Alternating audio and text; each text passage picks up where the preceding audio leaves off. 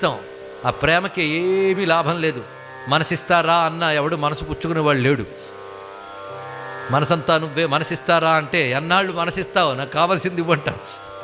కానీ మనసిస్తే పుచ్చుకునే వెర్రిబాగులు వాడు శివుడు మాత్రమే తెలుసుకోండి ఇక్కడ.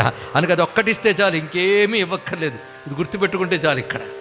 అందుకే శంకరులు అంటారు, నీకేమి ఇవ్వాలయ్యా?